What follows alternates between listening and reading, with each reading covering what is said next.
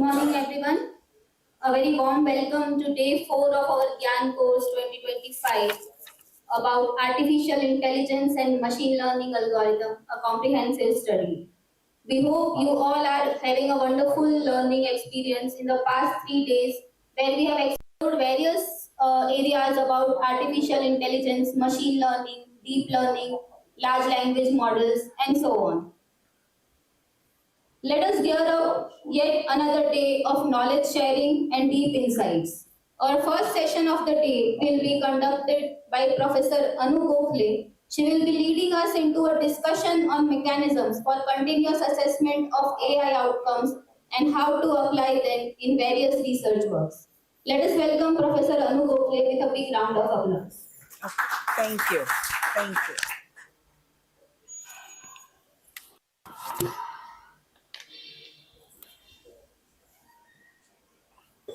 Okay, good morning everyone. Yeah. This is day 4 of the workshop. So almost near the finish line. And tomorrow will be your test. So this is the last day of actual content per se. So we are having 2 lectures in the morning followed by a lunch break and then 2 lectures after that. So lecture 13 talks about continuous assessment of AI outcomes and how to apply in various research works.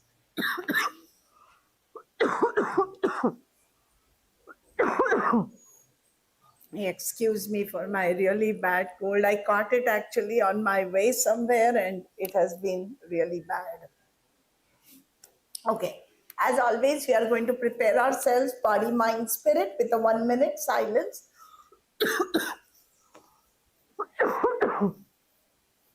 Followed by an overview of AI outcomes, continuous assessment of AI outcomes, how to apply continuous assessment of AI outcomes, use cases for various sectors. I thought the best way to show applications is to have use cases for different sectors.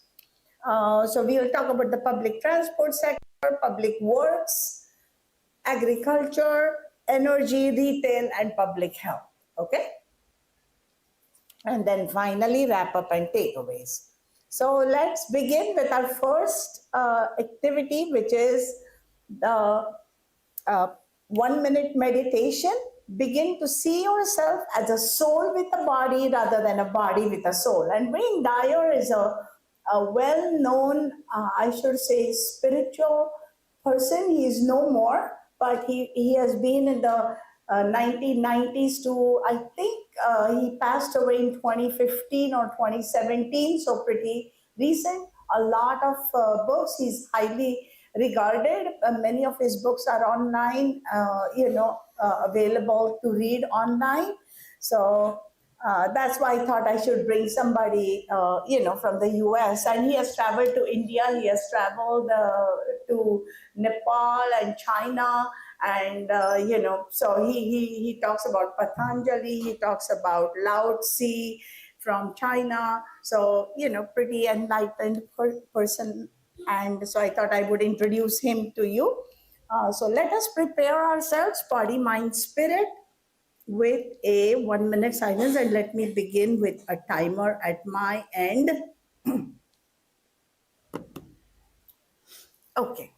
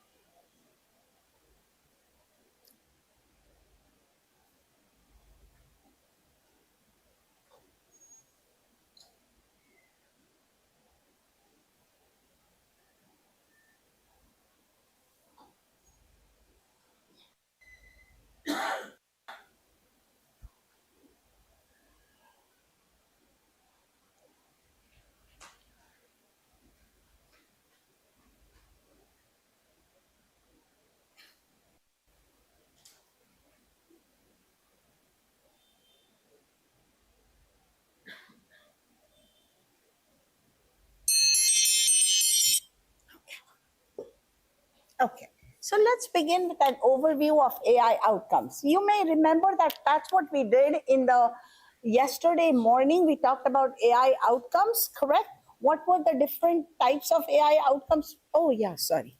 What were the different types of AI outcomes that we talked about? Anybody from the audience? There were two separate, each lecture focused on one and then the other. What were those two broad categories? Perfect, perfect. Scientific metrics and then societal impact. So those are AI outcomes. Now we are going to talk about continuous assessment after that. Okay, so let's do an overview of the AI outcomes, positive or desirable.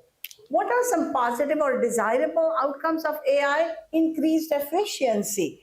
Chatbots for routine information like bank balance or something like that, that you don't need somebody to tell you. It can access directly your account, tell you what it is, what was the latest transaction, whatever that may be. Quick search responses, if you need, rather than have somebody else look up something, you can web log in to your, like, basically check in online for any flights, for anything else, stuff like that. Automation of tasks, predictive maintenance and repair of equipment. AI learns from history, because if something, let's say, of particular part in a manufacturing plant, it breaks down every 2 months because because of the wear and tear, then it's going to say, hey, I noticed this part needs to be replaced more often than something else. So that predictive maintenance can be useful with AI, which would actually pinpoint what it is that needs to be addressed. Automated product recommendations based on personal history. Now, personal history could be a preference for particular brands, a preference for a particular style of clothing, whatever that may be. It's going to make recommendations based on what somebody prefers more green, or like environmentally safe, then it's going to make recommendation of those particular products. Improve decision making, putting resources to good use, like police deployment, public transport. We will talk a few about, definitely, about the public transport as a use case. But police deployment, and many times we see police are at least this happens in everywhere, actually, all over the world, where police may be there, but then there's a lot of activity in some other place, and there's a scarcity of police in some other place. So then that kind of, oh, this is more where the resources are needed, this is where less resources are needed, and that kind of distribution is important. Job search, editing resume or cover letter. How many of you have tried uploading your resume, for example, to one of the AI portals, and then getting some feedback on what? Yes, very good. And your cover letter as well. Okay, excellent. Okay. So that's a common, that's a beneficial, a positive, desirable outcome of AI. Travel, places, what to see, what to do, etc., etc. Okay, it's going to point you out to what's popular, based on your preferences, stuff like that. Okay, there are some negative or undesirable outcomes of AI. Job displacement, and I only mentioned one of them. 30% of software is written by AI, but there's a lot more of job displacement happening due to AI. For example, when we talk about, oh, somebody, you get your bank balance immediately through a portal, which means that person who was actually accessing your account, greeting you when you call the bank, giving you that information, that job is gone, right? Okay, so those kinds of jobs where a lot of checking, calling. Nowadays, if you call one of the airlines, you are definitely going to get recorded message and say, oh, dial one, and then you'll still get more AI type of bot speaking with you. To get to a real agent, it's a challenge, basically, correct? So previously, there were many more jobs like that where agents will come online, talk with you, and it feels good because you can immediately explain what your query is, what your need is, so on and so forth. So job displacement is definitely happening, and we have to be a country where the population is large and we need jobs, because jobs, anytime we have the economy and the jobs, then that keeps the country safe, because everybody's working. They don't have time for, you know, other things get engaged in unproductive activity, I should say. So having a productive job is very important. And so we have to think where we should apply AI and where we should kind of go slow on the AI bandwagon. Okay, so AI is a bandwagon. Basically, you want to do everything with AI now, but is that the wise choice for every little thing? Is my question. So data bias and the negative outcomes, again, we are talking about data bias and inaccurate predictions or automated decisions. We already addressed that yesterday. In criminal justice, where there can be maybe one of you, if familiar, anybody familiar, if algorithms are used in courts here in India. I tried to look online and I didn't get any information on that. So algorithms are not used in the criminal justice system in India. Okay, they are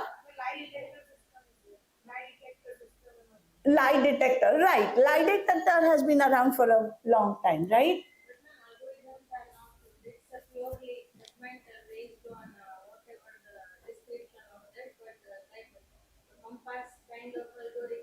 Not used. Okay. Huh? Judgments are not based on AI. Okay. Okay. What?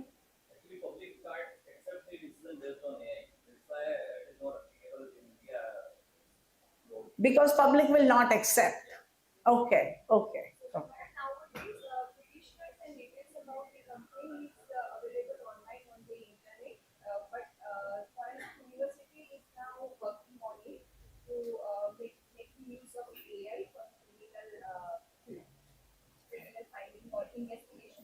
Okay. Here, madam, in India, there is a problem of credibility and corruption and all that. So, in another country than the India might be, that is at a very less level. So, that's why it may be acceptable. But here, Okay. something.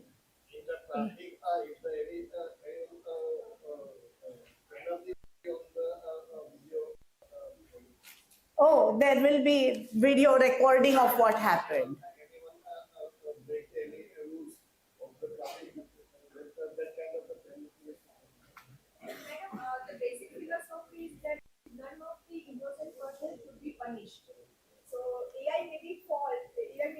Correct. Correct. Right. Yeah. Absolutely. And that should be like, maybe a criminal can be let go, but we have to err on the side of, yeah. Very good. So really this doesn't apply then, unless it's forensics is a little different than criminal justice, because forensics is more for investigation and there we can use technology. But for criminal justice is like decision making and prediction, and that's where AI is not used from what you're telling me. And I couldn't find any evidence either. That's why I asked. I did some research.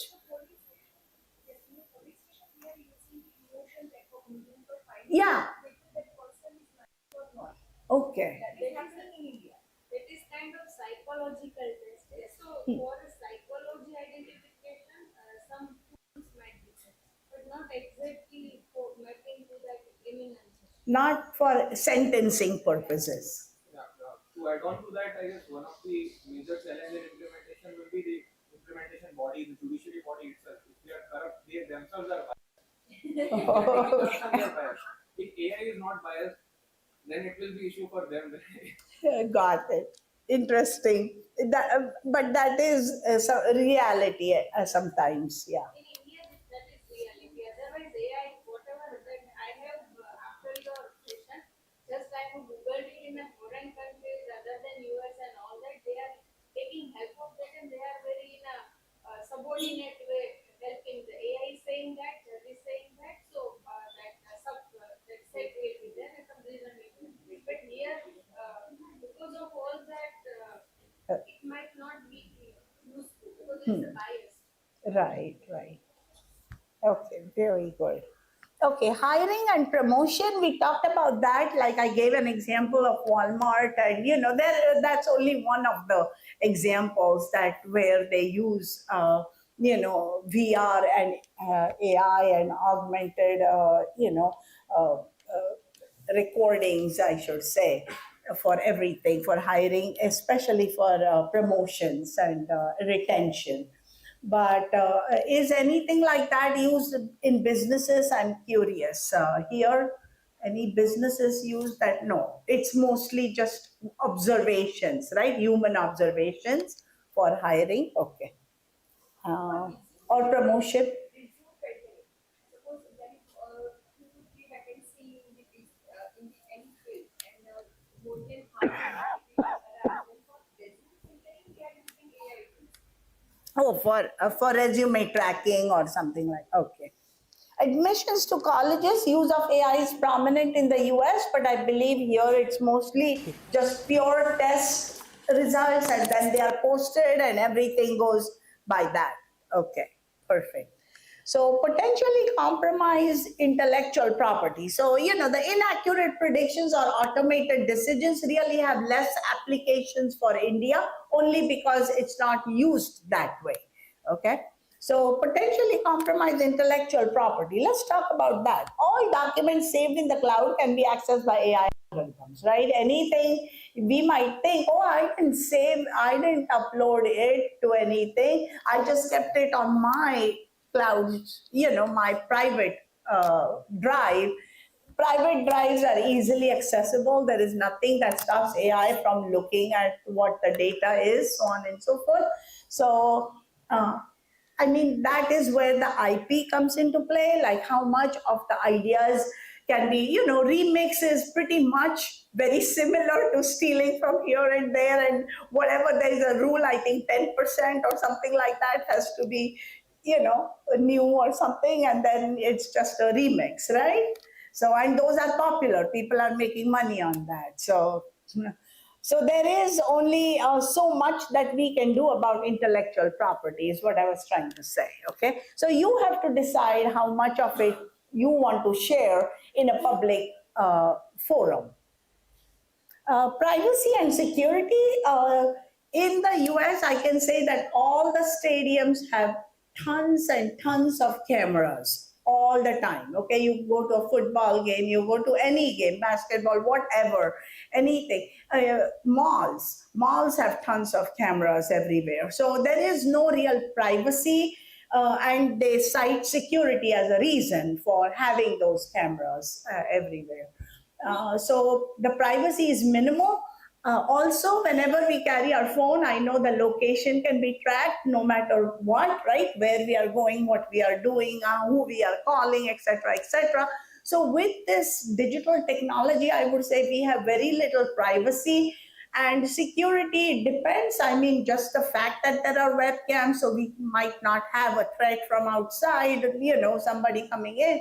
But at the same time, it can be where somebody who needs to know where you are can easily find you, right? So that can be an insecure situation.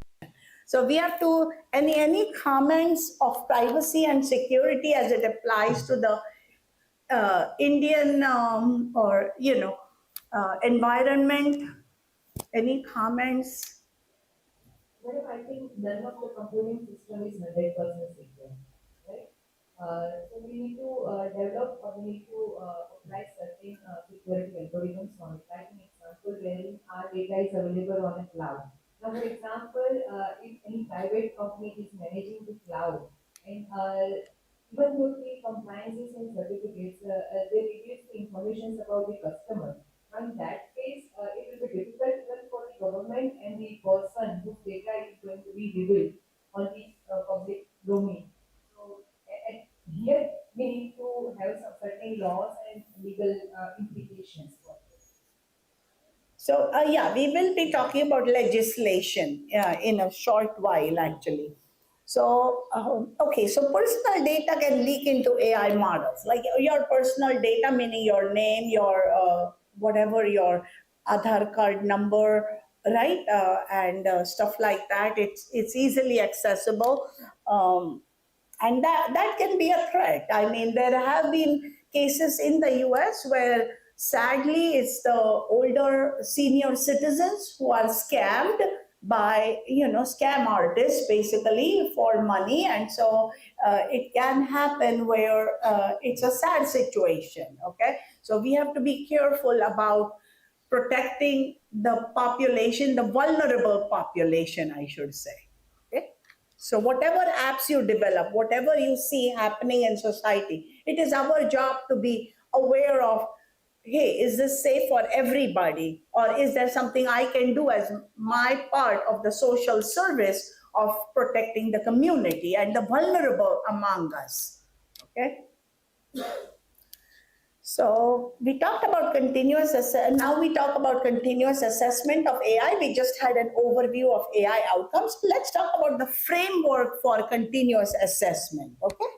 So continuous assessment process requires what? Whenever we talk about continuous assessment, can be of multiple things. It can be of cybersecurity.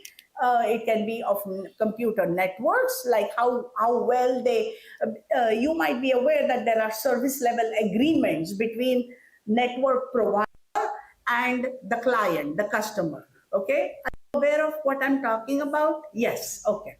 The service level agreement talks about, hey, our servers are going to be available 99.999% of the time. Okay, and what will be the level at which they will be available, the bandwidth, throughput, etc., etc., etc. So that is what your service level agreement is. And then there is continuous assessment. If there is no data that proves, hey, your server was down for whatever, even 2 minutes, when one can lose, hey, I'm going on this Indigo website, I can't find this, forget it, Air India is on the at the same time 5 minutes apart, I'm going to pick Air India flight. Indigo lost its business. You got it, or vice versa. It can happen to, so stuff like that can happen. And then, so that's why continuous assessment.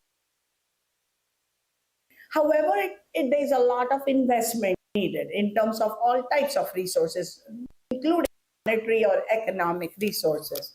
So comprehensive evaluation framework, that's what the whole continuous assessment of any process is all about. We need a comprehensive evaluation framework.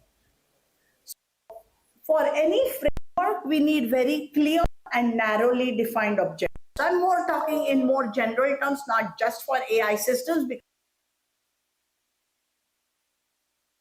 in itself that is applied to multiple sectors, not just AI. Okay, so anytime we have continuous assessment, there is always a framework. For any framework, we need clear, narrowly defined objectives. Okay, just like I said, the servers will be available 99.999% of the times at this throughput with this bandwidth, whatever that may be. That all needs to be written down. So very precise. Okay? Key performance indicators: relevant, measurable, and achievable. Measurable, yes. Achievable, these are two different things, is what I'm trying to say. And relevant. If for one thing and we are talking about something else, that is not going to be useful. So KPIs are very important. Many of you are familiar with, if you have been working in business, then you are familiar with KPIs, as they are called frequently. Key performance indicators: relevant, measurable, achievable. So automated performance monitoring, dashboards for real-time performance metrics like energy grid, manufacturing plant. We need dashboards, meaning, it's basically what you see on a screen that is your dashboard with all different variables right there. That's what your dashboard is for real-time performance metrics. So we talked about performance metrics yesterday, the accuracy, the precision, the recall, the F1 score, etc., etc. Those were scientific measures. We need that continuous update on different things, what is happening, okay? And energy grid actually is very important to talk about it. We have a use case of energy, so we will talk a little bit in depth about that. Ongoing user feedback for integration into the AI model. That's very important because unless the AI model knows that whether it's doing the right thing, it is just keep doing what it's doing. And if it's doing something not right, then it needs to know that. So that ongoing user feedback is very critical. And so that has to be into that continuous assessment process. Okay, so continuously there has to be some user feedback coming in as to how the process or the model is working. Collect new relevant data for retraining the AI model. We talked about data drift yesterday, right? Where the data can become outdated. So continuously we need to update and bring in new relevant data for retraining the AI model. Regularly revisit KPIs, which are the key performance indicators, to align with evolving business needs. Now, yesterday, the KPI, one of them may be, how well are we, maybe take example of chain, for example, then how are we greeting when they come in, or how well are the rooms appointed, anything like that. And today the KPI might be something different. Is the Wi-Fi working in every room? Previously, maybe that wasn't so much of an issue. Today is the Wi-Fi. Are there ports for every type of device, right? That is important. So it's more, are we technologically preparing for the new market as compared to the old? So monitor model drift, performance degradation over time. Anytime we call the data drift, model drift, it's really the degradation in performance. That's what it is, okay? So that drift always, anytime you see the word drift, it always talks about some type of degradation in performance. Okay, so slide 2. Continuous assessment process, we are talking about what are its requirements, right? So quantitative assessments, we talked about these yesterday to improve efficiency, accuracy, precision, recall, return on investment, so on and so forth. Qualitative assessments, those were the fairness, explainability, and so on and so forth.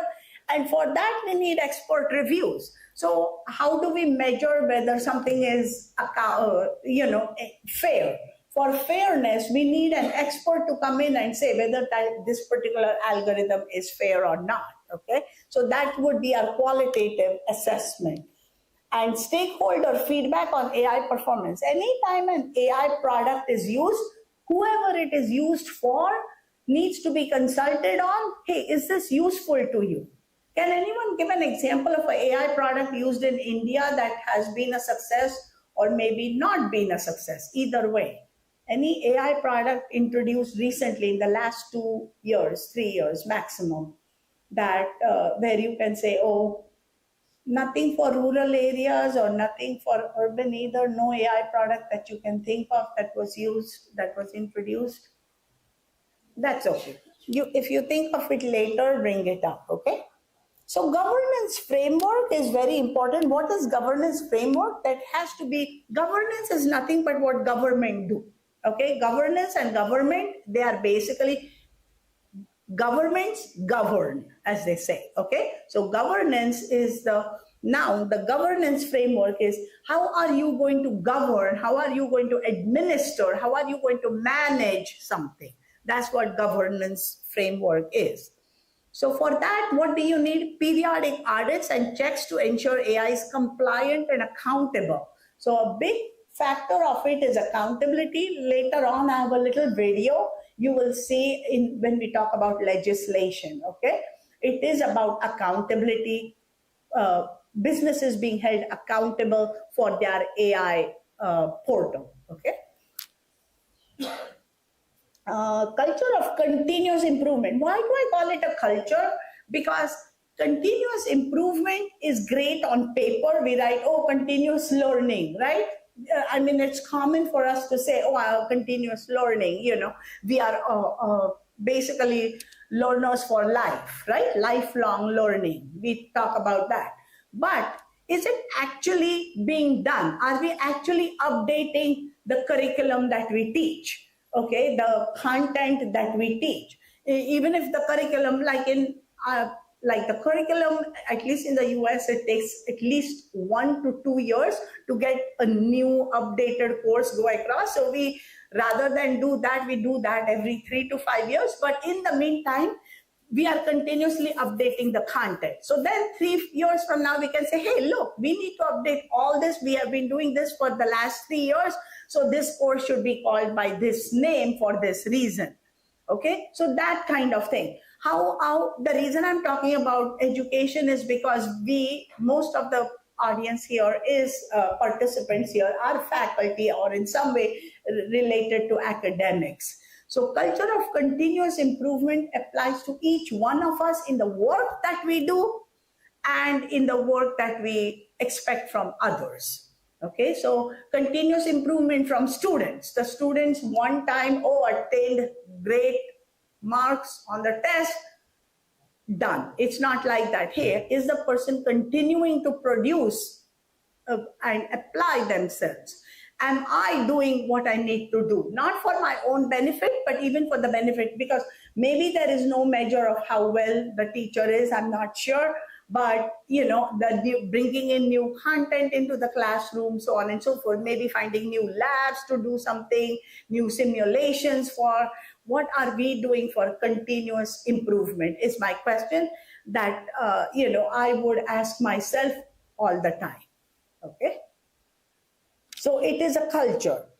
Iterations on AI models, and the same thing applies for AI. Remember, I said what applies for humans applies for AI, because AI is a machine which mimics human brain activity.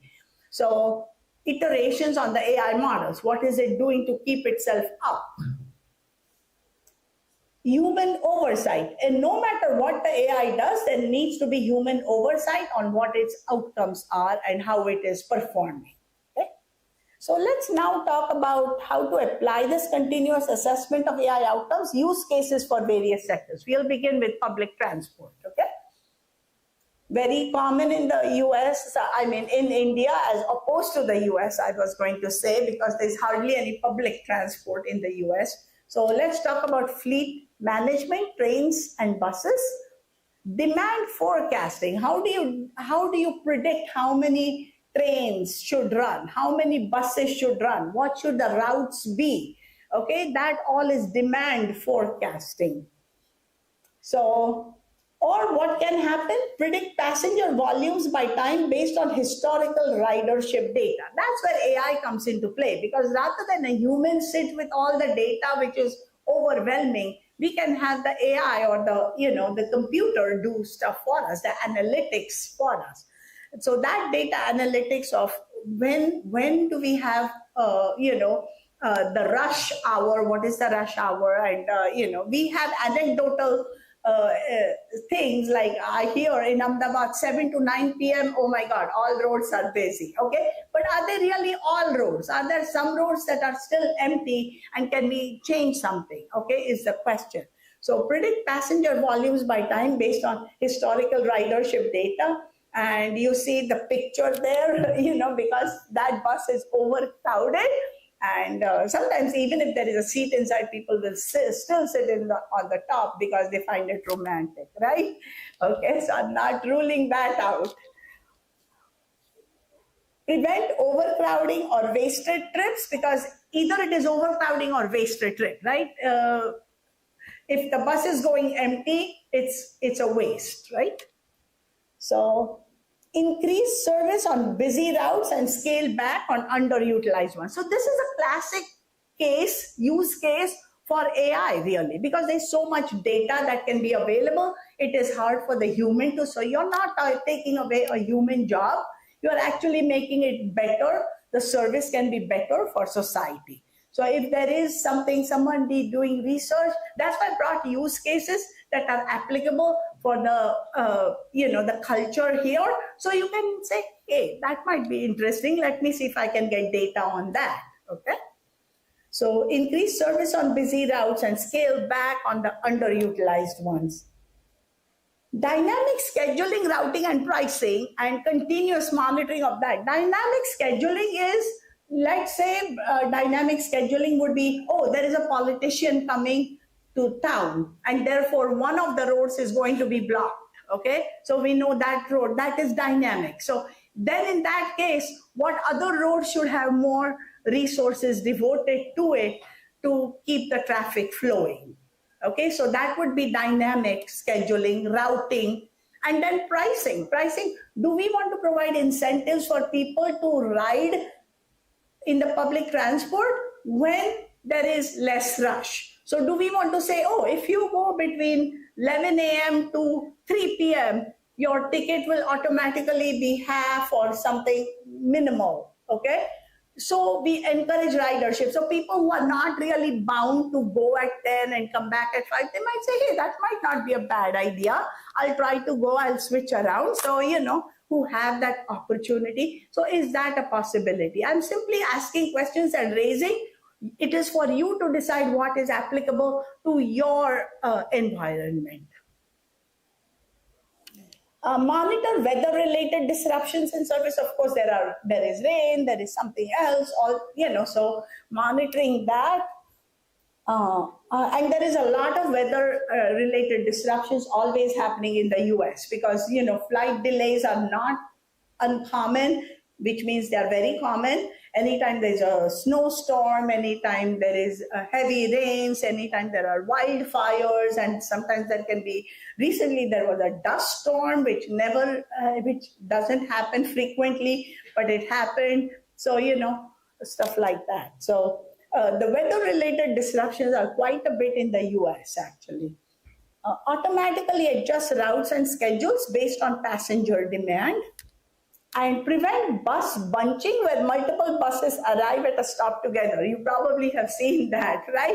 Oh, 20 minutes, no, or 30 minutes, no bus, and suddenly there are 2 buses that come both at the same time. So prevent bus bunching. Adjusting fares based on demand, encourage ridership in downtime. I think I just spoke about that. So asset maintenance, assets, these are all assets, right? The buses are assets, the drivers are assets, the conductors are assets, all these are assets. The maintenance people are assets. Where should the maintenance people be deployed? Maybe, this is a hub, so you need a lot of maintenance here. And then less in the rural part. But if the rural part, the bus is broken, then it takes a while to go from, should you post somebody in the outskirts who can at least address 50 kilometers distance in the rural part is what I'm asking. Maybe, something like that. You can think about, you can come up with your own creative ways of handling things is what I'm trying to say. And that can make for a quality paper. Any paper that provides a solution to a problem is considered a quality paper, right? Because you are thinking, you are proposing something. Maybe you can have a small study if they'll let you. Can we just, do something in this field, and then maybe, you can get an opportunity to implement asset maintenance, inventory tracking, AI-equipped drones. We were talking about drones and cameras. Like, drones are quite inexpensive, right? Nowadays, they are not that expensive. Can we have drones go over, can automatically inspect railway tracks? Can you imagine somebody walking the railway track and actually inspecting? It is hard work, right? So that person can use a drone for, whatever miles and get the data and then work on that data. So could that be a solution? Can automatically inspect railway tracks and overhead power lines for defects and also avoid collisions, correct? Okay, so these are just some ideas that I came up with. I'm sure you can come up with more good ideas, or you can use some of these. Okay, so let's talk about a different sector now, which is the public works. Okay, so use cases AI for public works sector, urban development of public facilities and event planning. Anytime your parks contribute substantially to a city's livability. So that's a public facility, right? Any kind of a park is a public facility. Use of AI to monitor patronage and manage systems. Have you seen sometimes in parks where the swings are tied, meaning, oh, this is broken, right? Okay, so what's the use of having a swing there if children cannot enjoy it? Okay, so park maintenance, swings, seesaws, exercise stations. There are parks, I don't know if they're here, but I know they are in Mumbai, where they have exercise stations. Like, they're here as well. Okay, perfect. Okay. So, but those have to be in working condition. Improving safety, for example, lighting, police presence, because we have to make sure it's safe. It's safe for everybody, right? And improving accessibility, ramps in addition to stairs. Not everybody is, can climb up and down. So can we have a ramp? Crowd management at mega events like Kumbh Mela. So I just put in a picture of that because that's a major event that happens every year, and every 12 years it's like a huge deal, right? Okay, so crowd size estimation, predicting crowd behavior, movement of people in large numbers, and that can even happen for any cricket match, for example, at a cricket stadium. This is just one example I put, but event can be, periodic, right? Any sports event. So responses to unexpected incidents like stampede. A stampede is, that's where, the weak get crushed, correct?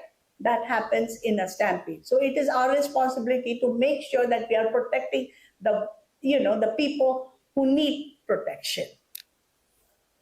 Okay, so let's look at the agriculture sector now. After all, India is an agricultural economy, and good for us. Why? Because global need to produce 50% more food by 2050 as compared to today. So that much more population, that much more food needed. So agricultural economy is going to do well. We are going to protect not only our citizens, but we could serve the world. Okay. So India's agriculture sector is a cornerstone of its economy and GDP, and the government can empower farmers through AI-powered systems. Okay. Now, how AI-powered systems? We'll talk about that. Okay. Smart irrigation. AI systems analyze soil moisture and climate data to create optimized irrigation schedules. Okay, so we can use that, especially in the rural areas, where we can empower them with drones that are looking for those particular variables or metrics, and then giving feedback. And if the government is doing it, then it is done on a large scale, massive scale. They can even employ the HSI cameras, right? The hyperspectral imaging cameras, because, there is use of the resources on a wide scale. And then we can detect early signs of crop diseases, pests, nutrients, because they are biological and chemical, correct? That can be detected with the HSI camera, which might not be detected. So here's a lot of food for thought. I look at use case as a food for thought, giving you ideas about what can be done in different sectors. Pest and weed control, AI-powered robots enable targeted herbicide application. A prediction of crop prices to inform sowing practices. A lot of times farmers will sow and then later realize, oh my God, I have all this yield, good yield, but I cannot sell at a good competitive price. Correct? It can happen because there was yield everywhere. All the prices went down because more production, price goes down. So can the government kind of have some estimate, or can the government provide a program where they can buy, store, and then provide some mechanism for later? It is up to us, up to the youth of this country to come up with solutions for situations. Okay, let me share a video now with you, which is how a struggling farmer in the US whose family has farmed cotton, this is in Texas, okay? Texas state of the US, which is southern, central, south. has farmed cotton for 4 generations, gave up growing cotton because of losses incurred for over 3 years. So over 3 years, no profit. He said, what can I do? Then created a solar farm and opted for sheep grazing. Farmers can also rent out sheep as lawnmowers for solar farms. This video is 2 minutes and 40 seconds. So I'm just going to go to it.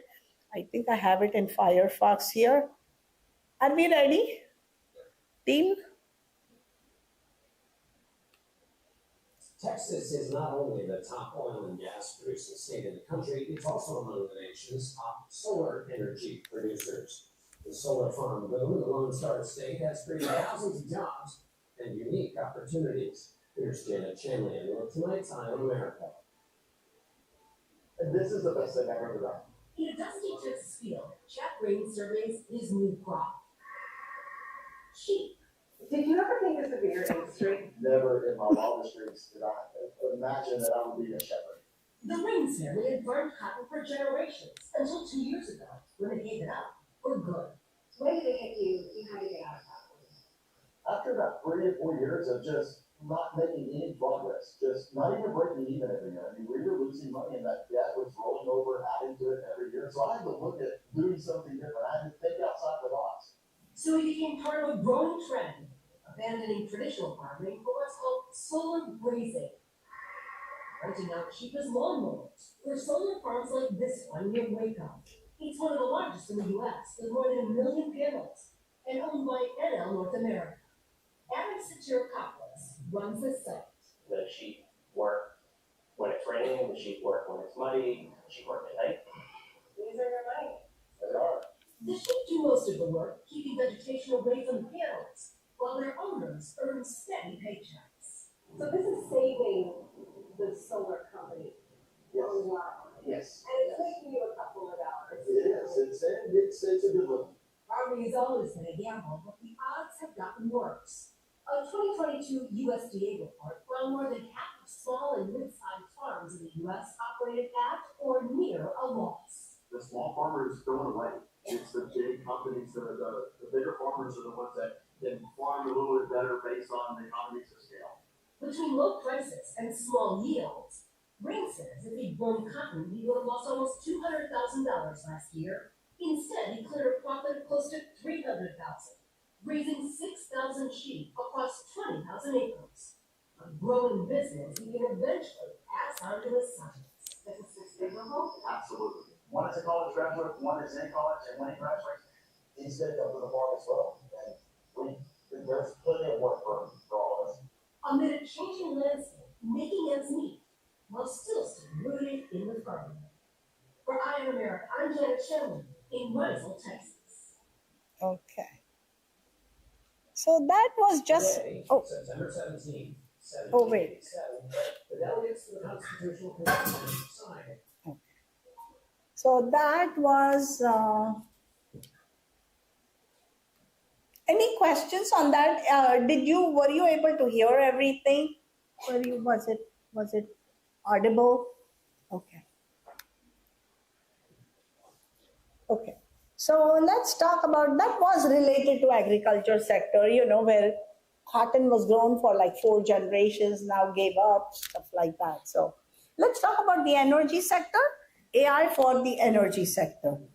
Energy system modeling and forecasting to decrease unpredictability and increase efficiency in power balancing and usage. So load forecasting, energy demand prediction allows balancing supply and demand to prevent outages. I mean, outages are not uncommon, right, in India. And so is there something that we can do where we are monitoring the energy grid, basically, okay? So predictive maintenance of grid infrastructure, because a lot the infrastructure can be old and needs a lot of maintenance. So are we doing the maintenance needed? Renewable energy integration, AI systems manage and integrate intermittent renewable resources like solar by forecasting their output and coordinating with grid conditions. storage of energy through intelligent grids enabled by smart meters. So a lot of it, like there's so much solar energy, can be combined it and then have the smart meters, as they call it, to control. And that can be a good use of AI rather than, because that's something that definitely needs AI rather than a human job. So how much electricity will AI need? Now that's the big question, okay? So we always talk about, hey, let's use AI, let's, bring AI. But do we actually are aware that energy consumption by data centers is set to more than double by 2030? Because there is so much data being generated, so much analytics that is being done, that itself is consuming so much more energy. So we have to be cognizant of the fact. So collecting data for the sake of collecting data is not going to be valuable. We have to be very strategic in how much data we collect, what data we collect, how do we use that data, so on and so forth. Okay, so because there is so much resources going into even just maintaining the data centers. Data centers are nothing but keep the data, because if you don't keep it, data will degenerate. That is hardware problem, right? Where if you don't keep up, then it degenerates, correct? The zeros and ones, they kind of blend. Okay, so retail sector, use cases for the retail sector. Goal is to enhance customer experience. Anytime there is retail, it's always all about the customer, correct? Optimize operations and drive growth. Personalized product recommendations based on browsing history, purchasing behavior, preferences, dynamic pricing. A lot of times in the US, I know for sure, Amazon's price optimizer can adjust product prices multiple times a day. Today it's one price, tomorrow it can be another. So I don't know if that happens here or on some other portal here, but that is always a part of the whole dynamic pricing process. Demand forecasting, historical sales data. Somebody was telling me that, now that it's Navratra, the Chaniya Choli price will be at the very top.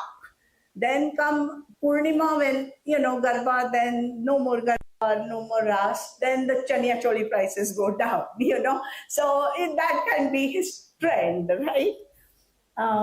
Market trends, external factors like weather help to predict customer demand and prevents overstocking and stockouts, improving profit margins. Can you imagine somebody wanting something and you say, we are out of it? You have lost that business, correct, as a shopkeeper.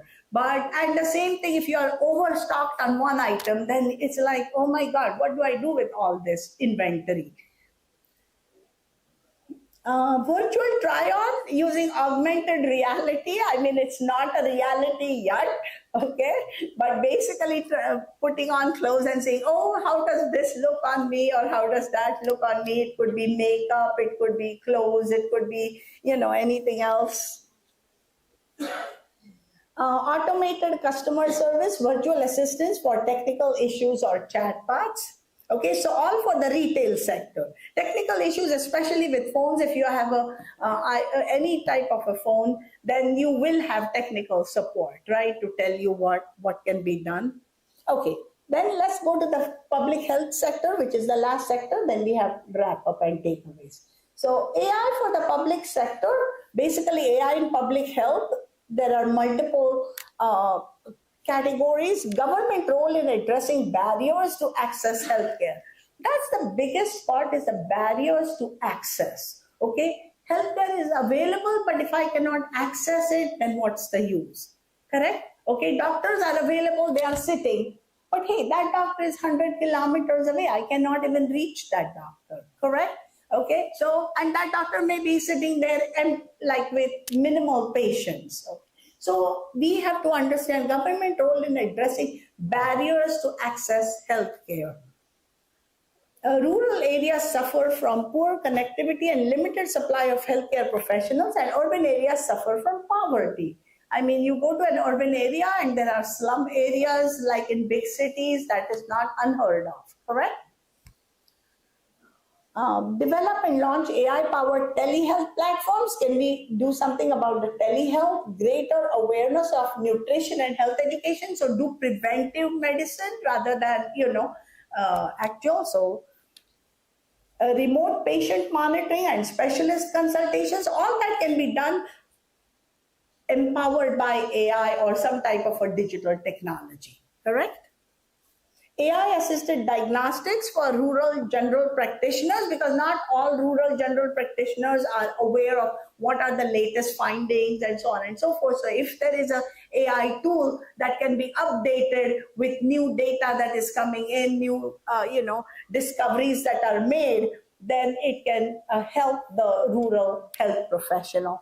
Clinical decision support systems and mobile health clinics for optimizing resources. The mobile van can move. I think we do have mobile vans. There are some mobile vans. There are mobile vans in US, for example. Sometimes there will be a library. Sometimes there will be fresh produce that goes around in certain areas. Virtual assistants and chatbots. Okay.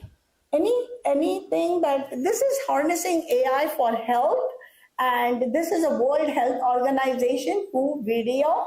So we'll just go to that one.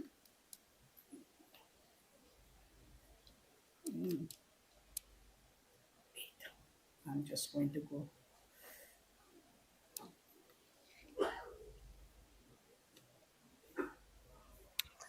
Are we ready for the video? 1 second. Let me play this, then I'll address your question. The world is talking about artificial intelligence. But how can these tools actually be used to advance public health in a safe, ethical, sustainable, and equitable way? The Artificial Intelligence for Health team in WHO's Department of Digital Health and Innovation supports the science-based adoption of AI, ensuring an ecosystem that works for everyone. As part of this effort, WHO, in collaboration with the International Telecommunications Union and the World Intellectual Property Organization, established a global initiative on AI for health. Artificial intelligence is already playing a role in diagnosis, clinical care, and disease surveillance all over the world. But its potential in health is huge. New technologies could accelerate drug development, outbreak prediction, and cancer research, on top of countless other personalized healthcare applications. However, as AI evolves rapidly, regulatory frameworks can struggle to keep pace. WHO is actively working with experts and member states to develop and implement guidance on governance, ethical standards regulations, and other foundational areas. It is vital to address emerging opportunities and challenges in order to safeguard public health and to foster trust in the geniuses of AI. WHO's approach to artificial intelligence centers around three pillars. First, enabling member states to establish robust standards, governance, policies, and guidelines on AI health, emphasizing science-based adoption and ensuring trust. Let me just pause and understand what is the application of WHO or the World Health Organization in India. Anybody heard about it? Anybody knows if they do any work here? I wasn't aware. They did say they did, but maybe not so much in all over India. Maybe in certain parts, some pockets. Yeah, they are doing the work in some of the small healthcare center. They are providing a nutrition tablet. They are going to give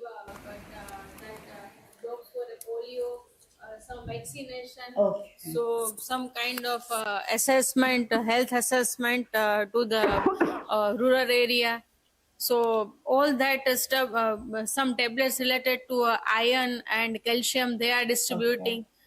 So this kind of work they are doing, and polio drops and everything that has been given by the WHO in association with the government of India. Okay, got it. So more vaccinations and more preventive kind of measures. Okay, great. And I can And give you... they are working for the child and woman development. Oh, They are okay. working with the Child and Women Development Department of the government of Gujarat mainly. So they are working with the government here. Okay, and then they... Yeah, go ahead. Yeah, both. Yeah, you had a question.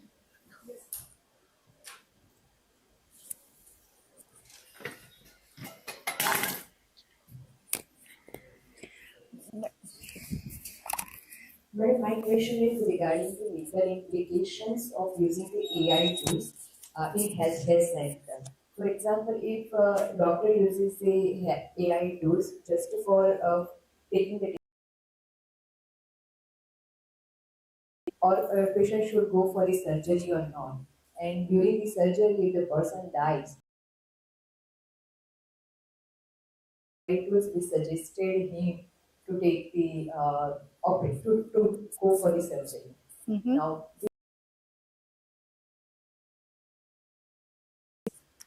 No, that is a great question about AI, using AI. We are going to do AI legislation for AI. Is about legislation. So we will address that and we can discuss this more in depth at that time. Valid thing. Recently, I heard one of my somebody in my distant surgery. So even that is available here, right? Yeah.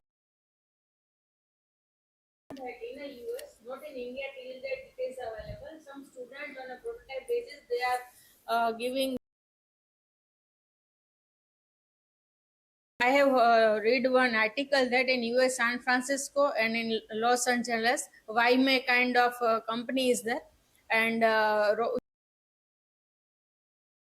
they are not deploying at that much level. Because some might be there, though have a redundant system and radar and everything on that car, but who will be the responsible? So deployment is very. Okay, though a number of algorithms are there, though good decision making is there, but if still that car is doing some mistake, because in that simply that longitude and responsible. Right. No, absolutely. No, that is a question in the US because there have been accidents of those accidents created by the self-driving cars. So then the question arises, hey, then, stuff like that. So absolutely. And we are going to talk about legislation. That's a great point that you bring up. These are social applications, ways to have accountability, right? Business need to be accountable. The business sector, data analytics and business intelligence, strategic decision making, which products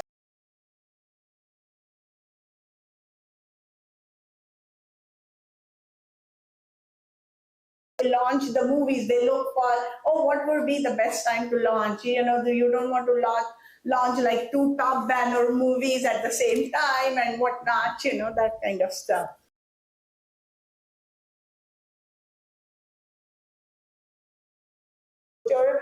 To sensitive data, fraud detection, monitor transactions and user behavior to detect anomalies and identify potential threat. We have actually visited that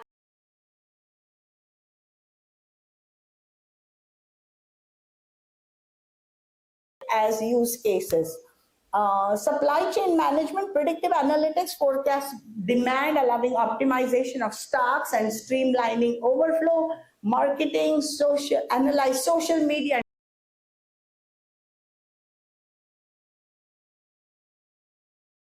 and inform marketing strategies. So how do we implement AI in business? Where do we begin to implement AI? I would say if you had your business or if you were working in a company or you were working in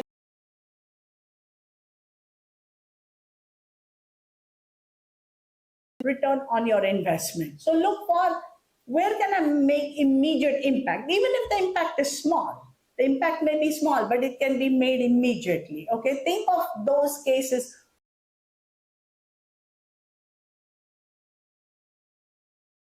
Sentiment analysis, I'm giving some examples here. Sentiment analysis of customer feedback, for example, social media comments and customer reviews to gauge public opinion about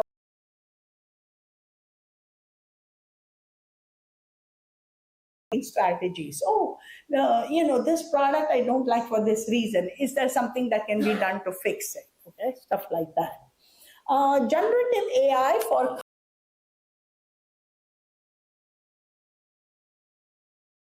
right? I mean that rather than us creating something, let AI do it.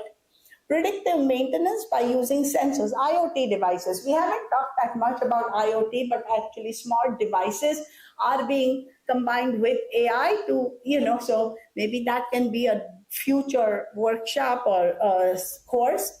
IoT devices on factory equipment, AI can analyze real-time data on temperature, speed, vibration, and other metrics to predict failures before they occur. So sometimes you will feel that if you're driving a car, you can tell, oh, it's making noise, something is wrong with it, I need to take it to the mechanic, right? So that kind of thing on a manufacturing plant, on an airplane, on anything like that, there can be sensors that can detect that for predictive, because there are so many, actually planes are getting older, and then that is an issue in the US where the maintenance of aircraft is a problem.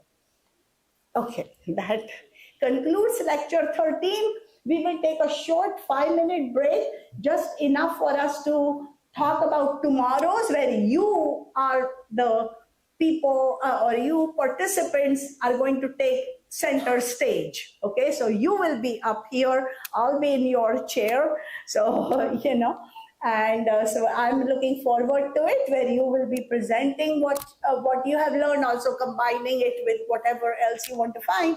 And so we'll just take a 5-minute break, come back and talk about lecture 14 on AI legislation. Sounds good, everyone?